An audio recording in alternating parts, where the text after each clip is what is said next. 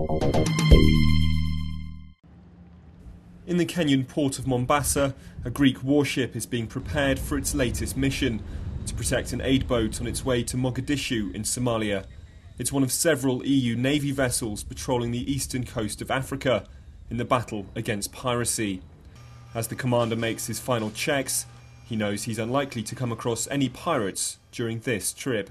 We have high seas, heavy rain sometimes, gale force winds, so the pirates with their small vessels, the skiffs and the dhows, they cannot operate in the Indian Ocean. In order for them to operate, the conditions have to get much better, and that's going to happen from September on. But when the monsoon season ends, piracy will resume. At Mombasa's Shimo La Tewa prison, more than 100 Somali men are awaiting trial, accused of trying to hijack ships over the past 18 months. If found guilty, they could face up to 20 years in prison. Yet despite the threat of such long sentences and the dangers on the high sea, the men appear undeterred. In fact, there are now more boats being held in Somalia and more seamen than at any time over the past 3 years.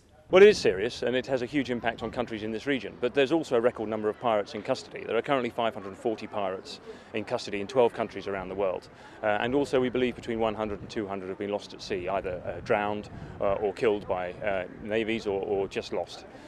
So there are a lot of young men who've sailed from Somalia and haven't come back again. Several guns, rocket launchers and bags of ammunition have been recovered by patrols in recent months, evidence that will be used against the Somali men awaiting trial. And this is where they'll be tried, a recently refurbished courthouse paid for by the UN. But the Kenyan government knows there'll be no end to piracy in Somalia unless a political solution is found. The solution is law and order in Somalia, and the solution is governance, a functional state in Somalia, which allows the country to take charge of its own responsibility. The EU is currently spending hundreds of millions of euros a year on naval patrols in the region, more than its aid allocation to Somalia. But so long as the country is politically unstable and piracy profitable, sinking this maritime scourge for good remains a distant prospect.